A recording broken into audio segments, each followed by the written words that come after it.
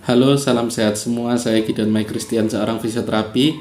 Hari ini saya akan menjelaskan tentang apa dan siapa itu tenaga kesehatan. Karena akhir-akhir ini banyak individu maupun oknum yang mengaku bahwa dirinya adalah seorang tenaga kesehatan yang membuat rancu dan juga menipu dan merugikan banyak pihak.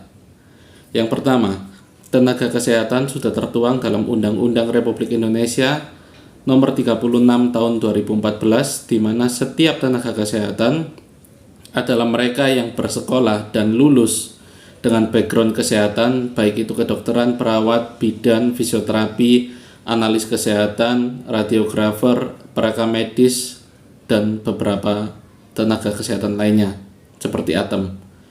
Dan dikatakan juga di ayat yang ke-10 dan 11 bahwa setiap tenaga kesehatan itu pasti mempunyai yang namanya STR dan SIP.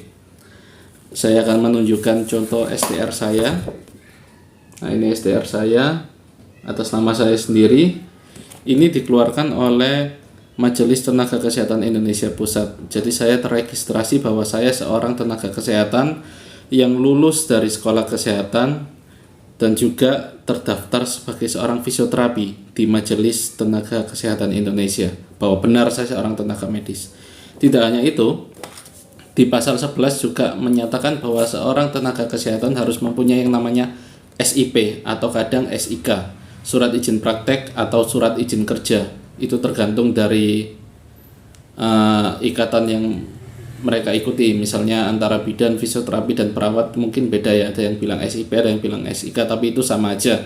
Ini SIP yang saya punya, yang mengeluarkan adalah Dinas Kesehatan dari kota terkait. Saya dari kota Surabaya, yang mengeluarkan yaitu pemerintah kota Surabaya melalui Dinas Kesehatannya.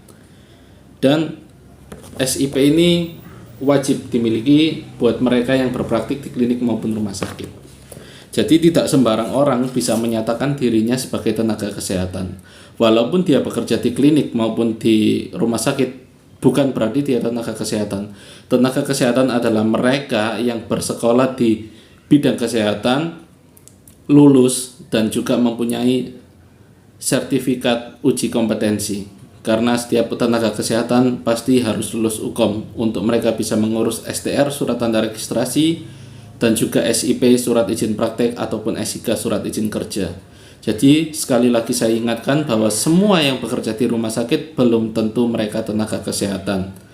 Contoh yang bukan tenaga kesehatan adalah satpam, petugas administrasi, petugas kasir dan keuangan.